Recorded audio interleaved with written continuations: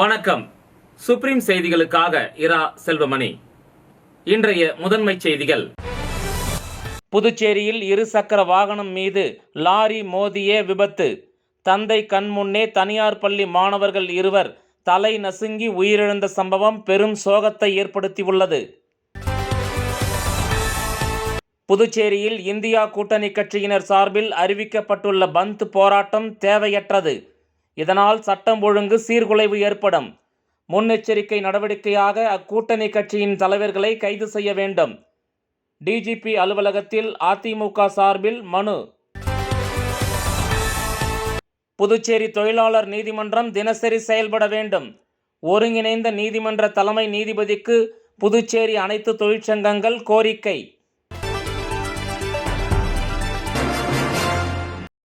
புதுச்சேரியில் இருசக்கர வாகனம் மீது லாரி மோதிய விபத்தில் தந்தை கண்முன்னே தனியார் பள்ளி மாணவர்கள் இருவர் தலை நசுங்கி உயிரிழந்த சம்பவம் பெரும் சோகத்தை ஏற்படுத்தியுள்ளது. புதுச்சேரி தொண்டமானத்தம் பகுதியில் வசித்து வருபவர் நாதன் சபாபதி அரசு சார்பு நிறுவனமான கான்ஃபெட்டில் பணிபுரிந்து வருகிறார். இவரது மகன்களான 3ஆம் வகுப்பு படிக்கும் ஜீவா மற்றும் 9ஆம் வகுப்பு படிக்கும் ரூபேஷ் ஆகிய இருவரும் முத்திரையர்பாளையம் பகுதியில் உள்ள தனியார் பள்ளியில் படித்து வருகின்றனர். இந்த நிலையில் நாதன் சபாபதி வழக்கம் போல தனது வீட்டில் இருந்து 2 மகன்களை தனது இருசக்கர வாகனத்தில் பள்ளிக்கு அழைத்து சென்றுள்ளார். அப்போது பொறையூர் உசுட்டேரி அருகே வந்தபோது டிப்பர் லாரி ஒன்று நாதன் சபாபதி இருசக்கர வாகனத்தின் மீது மோதி விபத்து ஏற்பட்டது. இதில் சம்பவ இடத்திலேயே தந்தை கண்முன்னே ஜீவா மற்றும் ரூபேஷ் ஆகிய இருவரும் தலை நசுங்கி சம்பவ இடத்திலேயே பரிதாபமாக உயிரிழந்தனர். இதுகுறித்து தகவல் அறிந்து வந்த வில்லியனூர் போக்குவரத்து போலீசார் விபத்து குறித்து விசாரணை மேற்கொண்டு வருகின்றனர். இந்த நிலையில் மாணவர்கள் விபத்தில் உயிரிழந்த தகவல் அறிந்து ஆத்திரமடைந்த மாணவர்களின் உறவினர்கள் மற்றும் அப்பகுதி மக்கள் தொடர்ந்து 1 மணி நேரத்திற்கு மேலாக விபத்து நடைபெற்ற பொறையூர் உசுட்டேரி செல்லும் சாலை சந்திப்பில் மறியலில் ஈடுபட்டனர். மேலும் விபத்தை ஏற்படுத்திய லாரி கண்ணாடியை பொதுமக்கள் அடித்து நொறுக்கினர். மேலும் பள்ளிக்கு மாணவர்களை இருசக்கர வாகனத்தில் அழைத்துச் செல்லும் பொழுது பின்னே வந்த டிப்பர் லாரி இருசக்கர வாகனத்தின் மீது மோதி உள்ளது. இதில் நிலை தடுமாறி கீழே விழும்போது 2 மாணவர்கள் லாரி சக்கரத்தில் சிக்கிக் கொண்டதாகவும் இதனால் தலை நசுங்கி பரிதாபமாக உயிர் இழந்ததாகவும் மேலும் இந்த பகுதியில் லாரிகள் அதிவேகத்தில் செல்வதால் அடிக்கடி விபத்து ஏற்படுவதாகவும் அப்பகுதி மக்கள் குற்றஞ்சாட்டியுள்ளனர். புதுச்சேரியில் இந்தியா கூட்டணி கட்சியினர் சார்பில் அறிவிக்கப்பட்டுள்ள பந்த் போராட்டம் தேவையற்றது எனவும் இதனால் சட்டம் ஒழுங்கு சீர்குலைவு ஏற்படும் என்பதால் முன்னெச்சரிக்கை நடவடிக்கையாக கட்சித் தலைவர்களை கைது செய்ய வேண்டும் என டிஜிபி அலுவலகத்தில் அதிமுக சார்பில் மனு அளிக்கப்பட்டது. மத்திய அரசின் தொழிலாளர் விரோத சட்டங்களை திரும்பப் பெற நாடு முழுவதும் வரும் 9ஆம் தேதி வேலைநிறுத்த போராட்டத்திற்கு இந்தியா கூட்டணி கட்சியைச் சேர்ந்த தொழிற்சங்கத்தினர் அழைப்பு விடுத்துள்ளனர். இந்த நிலையில் புதுச்சேரியில் இந்தியா கூட்டணி தொழிற்சங்கங்களின் சார்பில் முழு அடைப்பு போராட்டம் அதாவது பந்த் நடத்தப்படும் என அறிவிக்கப்பட்டுள்ளது. மேலும் அன்றைய தினம் ஆட்டோ பேருந்துகள் இயங்காது என்றும் அனைத்து கடைகளும் முழுமையாக அடைக்கப்படும் எனவும் தெரிவிக்கப்பட்டுள்ளது. இந்த நிலையில் இந்த பந்த் போராட்டத்திற்கு அதிமுக எதிர்ப்பு தெரிவித்துள்ளது. மக்களை பாதிக்கக்கூடிய இந்த பந்த் போராட்டம் தேவையற்றது என அதிமுக மாநில செயலாளர் அன்பழகன் தெரிவித்தார். இந்நிலையில் இன்று அதிமுக மாநில செயலாளர் அன்பழகன் தலைமையில் அக்கட்சியின் நிர்வாகிகள் டிஜிபி அலுவலகத்தில் மனு அளித்தனர். தொடர்ந்து செய்தியாளர்களிடம் பேசிய அதிமுக மாநில செயலாளர் அன்பழகன் மக்களுக்கு பாதிப்பை ஏற்படுத்தக்கூடிய இந்த பந்த் போராட்டம் தேவையற்றது என்றும் இதனால் சட்டம் ஒழுங்கு பிரச்சனை ஏற்படும் என்றும் எனவே முன்னெச்சரிக்கை நடவடிக்கையாக பந்த் போராட்டம் அறிவித்த இந்தியா கூட்டணி கட்சியின் புதுச்சேரி தலைவர்களை முன்னெச்சரிக்கையாக கைது செய்ய வேண்டும் எனவும் மக்களுக்கு பாதிப்பை ஏற்படுத்தும் இந்த பந்த் போராட்டத்திற்கு எதிராக அதிமுக நீதிமன்றம் செல்லும் எனவும் தெரிவித்தார். பொதுவாக இந்த பந்த் போராட்டம் என்பது சட்டவிரோதமான ஒரு செயல். இந்த பந்த் போராட்டத்துக்கு அரசின் அனுமதி பெறப்படவில்லை. காவல்துறை அதிகாரிகளோ அல்லது மாவட்ட ஆட்சியரோ இந்த பந்த் போராட்டத்துக்கு அனுமதி வழங்கவில்லை. அதே போன்று பந்த் போராட்டம் அறிவித்தவுடன் பிஎன்எஸ் ஆக்ட் 163 படி பொதுமக்களுக்கு எந்த விதமான பாதிப்பையும் பிற கட்சிகள் ஏற்படுத்தக்கூடாது என்கின்ற எண்ணத்தில் அரசு, காவல்துறை மற்றும் பல்வேறு துறைகளுடைய அதிகாரிகளுடைய செயல்பாடுகள் சம்பந்தமாக மாவட்ட ஆட்சியர் அதற்கான உத்தரவை பிறப்பித்திருக்க வேண்டும். மாவட்ட ஆட்சியர் இந்த பந்த் சம்பந்தமான எந்த விதமான உத்தரவும் பிறப்பிக்காததால் இன்றைக்கு நாங்கள் அதிமுக சார்பில் டிஜிபி சந்தித்து மனு கொடுக்குறோம். புதுச்சேரி தொழிலாளர் நீதிமன்றம் தினசரி செயல்பட வேண்டுமென ஒருங்கிணைந்த நீதிமன்றம் தலைமை நீதிபதிக்கு புதுச்சேரி அனைத்து தொழிற்சங்கங்கள் கோரிக்கை விடுத்துள்ளன. இது தொடர்பாக செய்தியாளர்களிடம் பேசிய அனைத்து தொழிற்சங்க ஒருங்கிணைப்பாளர் ரமேஷ் கூறுகையில், புதுச்சேரி மாநிலத்தில் பணியாற்றி வரும் தொழிலாளர்கள் வேலை போனஸ், தனியார் தொழிற்சாலை சட்டவிரோத ஆலை மூடல்கள், தொழிலாளர்கள் பணி நிரந்தரம் கோரிக்கை, இஎஸ்ஐ, புதுச்சேரி அரசு சார்பு நிறுவனங்கள், ஏஎஃப்டி, சுதேசி, பாரதி மில், பிஆர்டிசி தொடர்பான பல்வேறு வழக்குகள் தொழிலாளர் நீதிமன்றத்தில் நடைபெற்று வருகின்றது. தொழிலாளர்களுக்காக தனியாக தொடங்கப்பட்ட புதுச்சேரி தொழிலாளர் நீதிமன்றத்தில் உரிய காலத்தில் வழக்குகள் முடிவடைவதில்லை. தொழிலாளர் நீதிமன்ற நீதிபதிக்கு கூடுதல் பொறுப்புகள் உள்ளதால் நீதிபதி வாரத்தில் 3 நாட்கள் நீதிமன்றம் வராததால் வழக்குகள் நடைபெறுவதில்லை. இதனால் வழக்குகள் நீண்ட நாட்களாக இழுத்தடிக்கப்படுகின்றது. இதனால் தொழிலாளர்கள் பல ஆண்டுகளாக வேலையின்றி, வருமானமின்றி வறுமையில் வாடி வருகின்றனர். தொழிலாளர்கள் நீதிமன்றத்தில் வழக்குகள் தினசரி நடைபெற வேண்டும். உரிய காலத்தில் வழக்குகளை முடித்து உத்தரவுகளை பிறப்பிக்க வேண்டும் என்று வலியுறுத்தினார். மேலும் 9ஆம் தேதி நடைபெறும் அகில இந்திய பொது வேலை நிறுத்தம் கோரிக்கைகள் வெற்றி பெற தங்களுடைய ஆதரவை தெரிவித்துக் கொள்வதாக கூறினார். இந்த பேட்டியின் போது சுதேசி, பாரதி, ஏஎஃப்டி, பஞ்சாலை தொழிலாளர்கள் பாதுகாப்பு சங்கம் தொழிற்சங்க தலைவர் மோகன்தாஸ், பாட்டாளி தொழிற்சங்கம் மாநில தலைவர் ஜெயபால், ஏஐயுடியூசி புதுச்சேரி மாநில செயலாளர் சிவக்குமார் ஆகியோர் உடனிருந்தனர். போராட்டம், காவல்துறைக்கும் போராட்டம், முதலாளிக்கும் போராட்டம். இப்ப நீதிமன்றத்தை நீதியை வாங்கி போராட ஒரு கடுமையான ஒரு கால சூழ்நிலை வாழ்ந்துட்டு இருக்கோம். தயவு செய்து புதுச்சேரி தலைமை நீதிபதி ஆகட்டும், சென்னை உயர்நீதிமன்ற நீதிபதி ஆகட்டும், நீங்க உடனே விரைந்து தீர்ப்பு வாங்கணும். அதாவது இந்த சேலப்பட்டிருக்கிற எல்என்டி நிறுவனம் மேல அச்சார சொல்றாரு, இங்க நீங்க மனு போட்டு இருப்போம், கேஸை நடத்த மாட்டோம், ஐயா போட்டு பெண்ணிக் போட்டு இருப்போம். அப்படியே ஆர்டர் போட்டாலும் நாங்க ஹைகோர்ட்ல போய் எனக்கு தெரியும் நீதிபதி வழக்கு கொண்டு வச்சு காசை பத்தி கேஸை முடிப்போம், தொழிலாளிக்கு நீதி கிடைக்காது அப்படின்னு மிரட்டு எல்என்டி நிறுவனம் பண்ணிட்டு இருக்காங்க. அது எதிரொலிக்கப்பட்ட தொழிலாளி நீதிமன்ற நீதிபதி செயல்பட முடியுது. கடைசியா பாத்தீங்கன்னா நீதிமன்ற செயல்பாடு எப்படி போயிட்டீங்கன்னு பாத்தீங்கன்னா ஆபரேஷன் சக்சஸ் பேஷண்ட் அவுட் என்ற அடிப்படையில் இந்த நீதிமன்ற கேள்விக்குறியாகுது. ரொம்ப மேலான விஷயம். தயவுசெய்து புதுச்சேரி தொழிலாளர் நீதிமன்ற நீதிபதி தலைமை நீதிபதியும் சென்னை தலைமை நீதிபதியும் விரைந்து தொழிலாளர்களை முடிக்க என அன்போடு பணியோடு கேட்டுள்ளோம். திருக்காஞ்சி ஸ்ரீ கங்கவராக நதீஸ்வரர் தேவஸ்தான வளாகத்தில் அமைந்துள்ள அருள்மிகு ஸ்ரீ சதாசிவமூர்த்தி திருக்கோயிலுக்கு கருங்கல் வாசக்கால் வைத்தல் நிகழ்ச்சியில் திரளான பக்தர்கள் கலந்து கொண்டு சாமி தரிசனம் செய்தனர். புதுச்சேரி மாநிலத்தில் புகழ்பெற்ற திருக்காஞ்சி அருள்மிகு கங்கைவராக நதீஸ்வரர் தேவஸ்தான வளாகத்தில் அமைந்துள்ள 108 அடி உயர சதாசிவமூர்த்தி திருக்கோயில் திருப்பணி சிறப்பான முறையில் நடைபெற்று வருகிறது. திருப்பணியின் ஒரு அங்கமாக கருங்கல் வாசப்படி வைக்கக்கூடிய நிகழ்ச்சி வெகு சிறப்பான முறையில் நடைபெற்றது.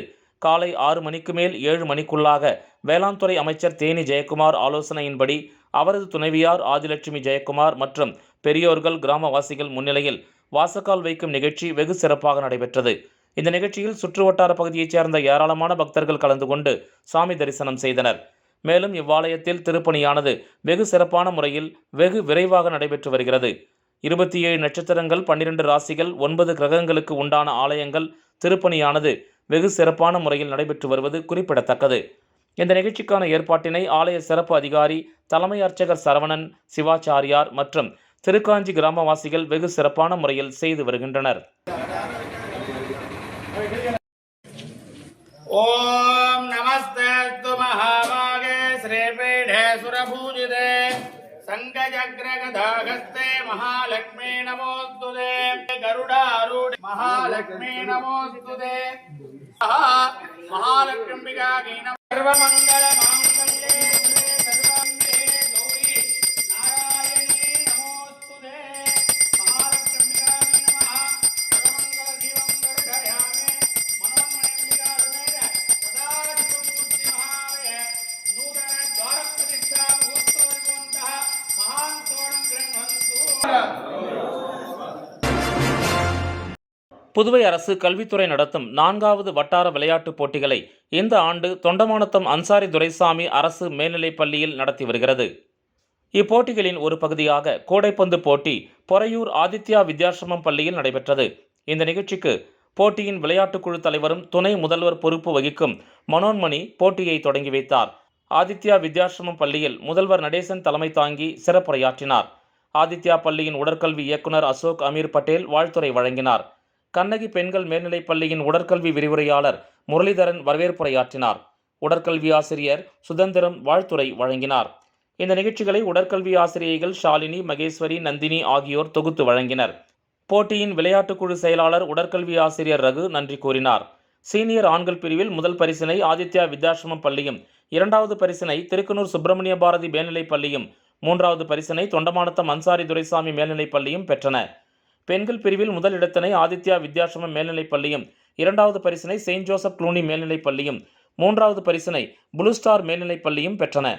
போட்டியின் நடுவர்களாக பள்ளியின் உடற்கல்வி இயக்குனர் அமித் பட்டேல், எழில் வாணி, பிரசாத், சுந்தர் ஆகியோர் பணியாற்றினர். விளம்பர இடைவேளைக்கு பிறகு செய்திகள் தொடரும். புது உலகம், புது வாழ்க்கை, அதை ஒரு இளவரசியைப் போல கடந்து செல்லணும். அதுக்கு நம்மளை அலங்கரிக்க முகல் காலகட்டத்தின் கலாச்சாரத்தை தழுவி அற்புதமான தங்க நகைகளை மெஹஃபில் கலெக்ஷனாக உருவாக்கி தருது ஜோசா லூகாஸ். மெஹஃபில், இனி மனங்களை வெல்லலாம். Mehfil, classical Mughal design jewelry from Josa Lucas. புது உலகம், புது வாழ்க்கை, அதை ஒரு இளவரசியைப் போல கடந்து செல்லணும். அதுக்கு நம்மளை அலங்கரிக்க முகல் காலகட்டத்தின் கலாச்சாரத்தை தழுவி அற்புதமான தங்க நகைகளை மெஹஃபில் கலெக்ஷனாக உருவாக்கி தருது ஜோசா லூகாஸ். மெஹஃபில், இனி மனங்களை வெல்லலாம். Mehfil, classical Mughal design jewelry from Josa Lucas. வெற்றியை தாரக மந்திரமாக கொண்டு இன்றைய மாணவர்களை நாளைய வல்லுநர்களாக உருவாக்கி கொண்டிருக்கும் சௌமியா பாராமெடிக்கல் இன்ஸ்டிடியூட். மருத்துவம் சார்ந்த வேலை வாய்ப்பு கல்விகள். NEET repeated courses for all batches. Admissions going on. Degree courses: BSc Medical Laboratory Technology, BSc Dialysis Technology, BSc Optometry Technology, BSc Radiology Medical Imaging Technology, BSc Operation Theatre Technology. Diploma courses later entry மூலம் direct second year. Uniform, record, lab coat முற்றிலும் இலவசம். படிக்கும் போதே பகுதி நேர வேலை வாய்ப்புக்கு உத்தரவாதம். 100% அரசு தர சான்றிதழ் வழங்கப்படும். டிப்ளமோ கோர்சஸ் ஃபீஸ் ரூபாய் 10,000 மட்டுமே. தவணை முறையிலும் கட்டணத்தை செலுத்தலாம். புதுவையில் ஊதியத்துடன் பயிற்சி தரும் ஒரே கல்வி நிறுவனம்.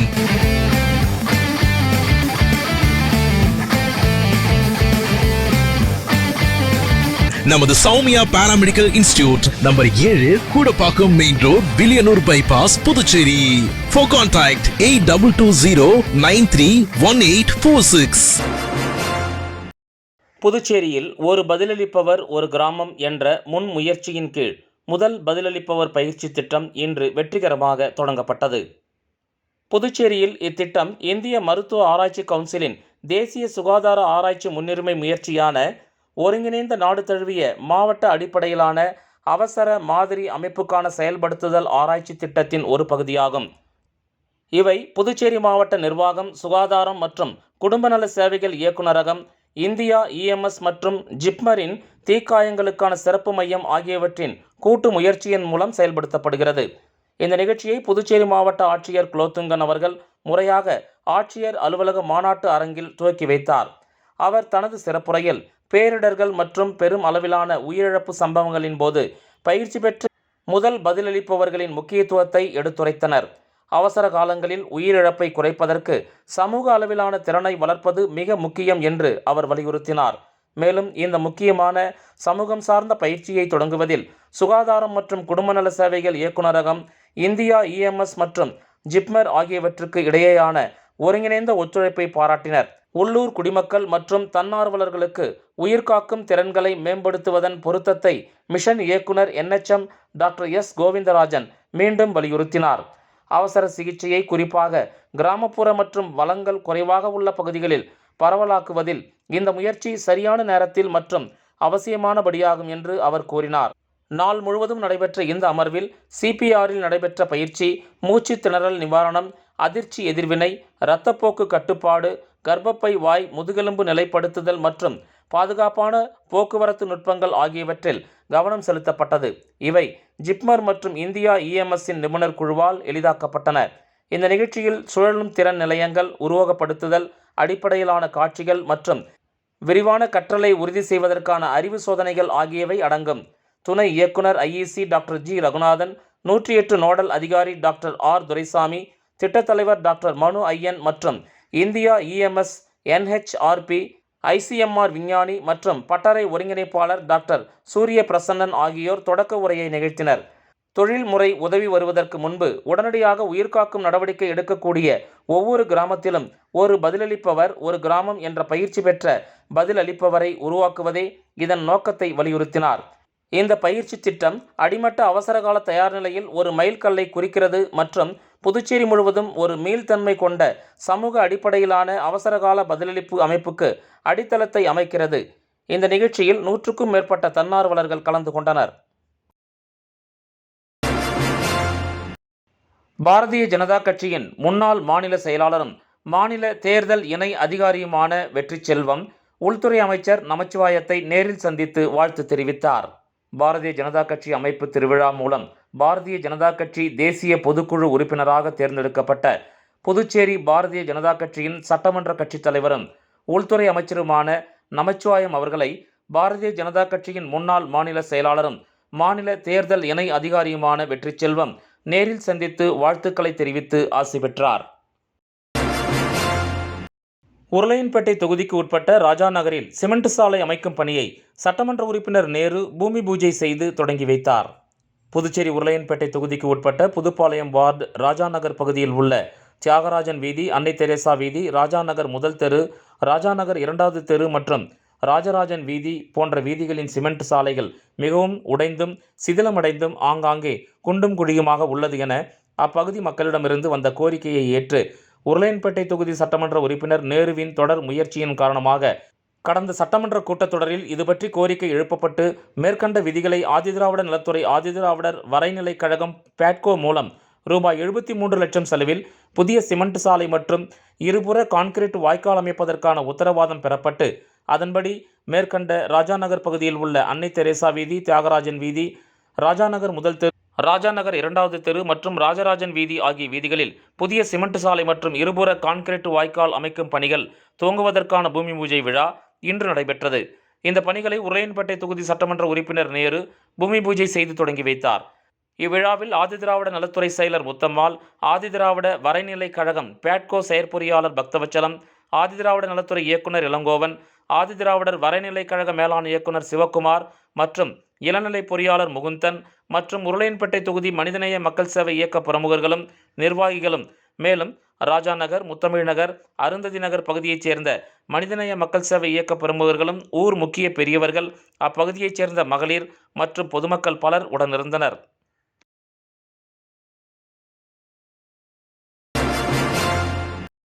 இருபது தொழிலாளர்களுக்கு மேல் பணிபுரியும் நிறுவனங்களில் EPF பதிவு கட்டாயம் என்று புதுவை மண்டல ஆணையர் சதீஷ்குமார் தெரிவித்துள்ளார். புதுச்சேரி தொழிலாளர் வருங்கால வைப்பு நிதி மண்டல ஆணையர் சதீஷ்குமார் தனது அலுவலகத்தில் செய்தியாளர்களுக்கு பேட்டியளித்தார். அப்போது அவர் கூறுகையில், மத்திய அரசு உற்பத்தி துறையில் சிறப்பு கவனம் செலுத்தி வருகிறது என்றும் அதன்படி அனைத்து துறைகளிலும் வேலைவாய்ப்புகளை ஏற்படுத்துவதற்கும் வேலைவாய்ப்பு கிடைப்பதற்கான திறன்கள் மேம்படுத்துவதற்கும் வேலைவாய்ப்புடன் கூடிய ஊக்கத்தொகை திட்டத்திற்கு ஒப்புதல் அளித்துள்ளது.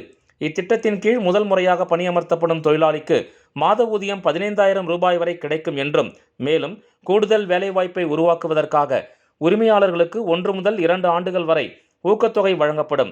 உற்பத்தி துறைக்கு மேலும் 2 ஆண்டுகள் நீட்டிக்கப்பட சலுகைகளும் வழங்கப்படும் என்றும் இந்த திட்டம் வருகிற ஆகஸ்ட் 1ஆம் தேதி முதல் 2027ஆம் ஆண்டு உருவாக்கப்படும் வேலைகளுக்கு பொருந்தும். வேலைவாய்ப்பு ஊக்கத்தொகை திட்டத்தின் நோக்கம் நாட்டில் 3.5 கோடிக்கும் அதிகமான வேலைவாய்ப்புகளை 2 ஆண்டுகளில் உருவாக்குவதே ஆகும். இதன் மூலம் 1.92 கோடி பயனாளிகள் முதன்முறையாக பணியில் சேருவார்கள். புதுச்சேரியில் இதுவரையில் 5,500 ஊழியர்கள் EPF பதிவு செய்துள்ளனர். 22,500 பேர் பென்ஷன் பெற்று வருகின்றனர். புதுச்சேரியில் 20 தொழிலாளர்களுக்கும் மேல் பணியாற்றும் இந்த நிறுவனங்களில் EPF கட்டாயம் பதிவு செய்ய வேண்டும். பதிவு செய்யாத கம்பெனிகள் குறித்து ஊழியர்கள் தொழிலாளர் வருங்கால வைப்பு நிதி மண்டல அலுவலகத்தில் புகார் அளிக்கலாம் என்று தெரிவித்தார். இந்த பேட்டியின் போது உதவி ஆணையர் அதிஷ் ஏ யாதவ் மற்றும் அதிகாரிகள் பாலச்சந்தர், பாலசுப்ரமணியன், குமரன் ஆகியோர் உடனிருந்தனர். அம்மன் நகர் பகுதியில் அமைந்துள்ள அருள்மிகு வேம்படி ஸ்ரீ ஓம் சக்தி எல்லையம்மன் ஆலய ஜீர்ணோத்தாரண அஷ்டபந்தன மகா கும்பாபிஷேக விழா வெகு சிறப்பான முறையில் நடைபெற்றது. புதுவை மாநிலம் மண்ணாடிப்பட்டு கொம்யூன் காட்டேரிக்குப்பம் சர்க்கரை ஆலை மெயின் ரோடு அம்மன் நகர் பகுதியில் அமைந்துள்ள அருள்மிகு வேம்படி ஸ்ரீ ஓம் சக்தி எல்லை அம்மன் ஆலய ஜீர்ணோத்தாரண அஷ்டபந்தன மகா கும்பாபிஷேக விழா வெகு சிறப்பான முறையில் நடைபெற்றது. முன்னதாக ஞாயிற்றுக்கிழமை அன்று கணபதி ஹோமம், கோபூஜை, விக்னேஸ்வர பூஜை, நவக்கிரக ஹோமம், முதல் கால யாகசால பூஜை, ஹோமம், பூர்ணாகுதி, தீப ஆராதனையும், இன்று முக்கிய நிகழ்வாக 2ஆம் கால யாகசால பூஜை, ஹோமம், நாடி சந்தானம், தத்துவார்ச்சனை, கடம் புறப்பாடு, மகா பூர்ணாகுதியும், அதனைத் தொடர்ந்து கடம் புறப்பாடு நடைபெற்று வேத மந்திரங்கள் ஓத கலச நீர் ஊற்றி மகா கும்பாபிஷேக விழா வெகு சிறப்பான முறையில் நடைபெற்றது. இந்த நிகழ்ச்சியில் உள்துறை அமைச்சரும் தொகுதியின் சட்டமன்ற உறுப்பினருமான நமச்சிவாயம் கலந்து கொண்டு சுவாமி தரிசனம் செய்தார். அதனைத் தொடர்ந்து அமைச்சர் நமச்சிவாயத்திற்கு ஆலயத்தில் பரிவட்டம் கட்டி மாலை அணிவித்து முதல் மரியாதை செய்யப்பட்டது. இந்த நிகழ்ச்சியில் அன்னை ராணி பள்ளி நிறுவனர் டாக்டர் சண்முகம் உட்பட சுற்றுவட்டார பகுதியைச் சார்ந்த நூற்றுக்கணக்கான பொதுமக்கள் கலந்து கொண்டு சாமி தரிசனம் செய்தனர். இந்த நிகழ்ச்சிக்கான ஏற்பாட்டினை காட்டேரிக்குப்பம் அம்மன் நகர் கிராம பொதுமக்கள், ஊர் பெரியோர்கள் மற்றும் விழா குழுவினர் வெகு சிறப்பான முறையில் செய்திருந்தனர்.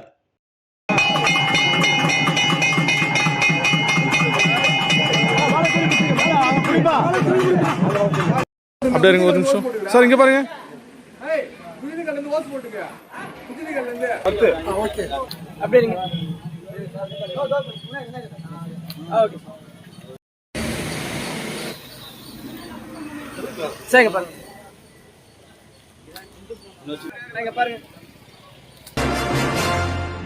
புதுச்சேரி மேட்டுப்பாளையம் சிஎன்ஜி கேஸ் நிரப்பும் நிலையம் முன்பு ஆட்டோ தொழிலாளர்களின் முற்றுகை போராட்டம் நடைபெற்றது. புதுச்சேரியில் கேஸ் மூலம் இயக்கப்படும் வாகனங்களுக்கு சிஎன்ஜி பொருத்தும் கேஸ் நிரப்பும் பங்க் மேட்டுப்பாளையம் போக்குவரத்து முனையம் இந்தியன் ஆயில் பங்கில் இயங்கி வருகிறது. இங்கு ஆட்டோ உள்ளிட்ட அனைத்து வாகனங்களுக்கும் சிஎன்ஜி கேஸ் நிரப்பப்பட்டு வந்தது. இந்த நிலையில் புதியதாக கடந்த 1ஆம் தேதி முதல் புதுச்சேரியில் துப்புரவு பணி மேற்கொள்ளும் கிரீன் வேரியர்ஸ் நிறுவனத்தின் வாகனங்களுக்கு மட்டும் கேஸ் நிரப்பப்படும் என, மற்ற வாகனங்களுக்கு கேஸ் நிரப்ப முடியாது என பங்க் தரப்பில் கூறப்பட்டது. ஆட்டோ தொழிலாளர்களை மரியாதை குறைவாக பேசியதை கண்டித்தும் ஆட்டோக்களுக்கு கேஸ் நிரப்ப வலியுறுத்தி நேற்று மாலை ஆட்டோ தொழிலாளர்கள் முற்றுகை போராட்டம் நடத்தினர். தகவல் அறிந்த மேட்டுப்பாளையம் போலீசார் பங்க் உரிமையாளரிடம் அனைத்து வாகனங்களுக்கும் கேஸ் நிரப்ப வலியுறுத்தினர். அதன் பேரில் இரவு 8 மணிக்கு காத்திருந்த வாகனங்களுக்கு கேஸ் நிரப்பப்பட்டது. புதுச்சேரி மூலகுளம் பகுதியில் இயங்கி வரும் பெல்லபாங் சர்வதேச மேல்நிலைப் பள்ளியில் புது தலைமை மாணவர் விழா கொண்டாடப்பட்டது. பெல்லபாங் சர்வதேச மேல்நிலைப் பள்ளியில் நடைபெற்ற புது தலைமை மாணவர் விழா நிகழ்ச்சியில் சிறப்புக்கும் வகையில் காவல்துறை அதிகாரி நாகராஜன் தலைமையேற்றார். பள்ளி முதல்வர் ஆரோக்கியராஜ் தலைமை விருந்தினரை வரவேற்று சிறப்பித்தார். பள்ளி மாணவர்கள் அணி வாரியாக அணிவகுப்பு செய்தனர். பின்னர் பள்ளி துணை முதல்வர் அவர்கள் பொறுப்பேற்கும் மாணவர்களின் பெயர் பட்டியலை வாசிக்க சிறப்பு விருந்தினர் பள்ளி மாணவ தலைவர் அபினேஸ்வரன் மற்றும் ஐஸ்வர்யா தேவி ஆகியோருக்கு தலைமை பொறுப்பு கொடுத்து மாணவர்களை கௌரவித்து சிறப்புரையாற்றினார். தலைமையேற்ற மாணவர்கள் அனைவரும் தன் கடமையை செவ்வனே செய்வோம் என்று உறுதிமொழி எடுத்துக் கொண்டனர். இவ்விழாவை சிறப்பிக்கும் வகையில் கலை நிகழ்ச்சிகள் வெகு சிறப்பாக நடைபெற்றது. மீண்டும் முதன்மை செய்திகள். புதுச்சேரியில் 2 சக்கர வாகனம் மீது லாரி மோதிய விபத்து. தந்தை கண்முன்னே தனியார் பள்ளி மாணவர்கள் 2 தலை நசுங்கி உயிரிழந்த சம்பவம் பெரும் சோகத்தை ஏற்படுத்தியுள்ளது. புதுச்சேரியில் இந்தியா கூட்டணி கட்சியினர் சார்பில் அறிவிக்கப்பட்டுள்ள பந்த் போராட்டம் தேவையற்றது. இதனால் சட்டம் ஒழுங்கு சீர்குலைவு ஏற்படும். முன்னெச்சரிக்கை நடவடிக்கையாக அக்கூட்டணி கட்சியின் தலைவர்களை கைது செய்ய வேண்டும். டிஜிபி அலுவலகத்தில் அதிமுக சார்பில் மனு.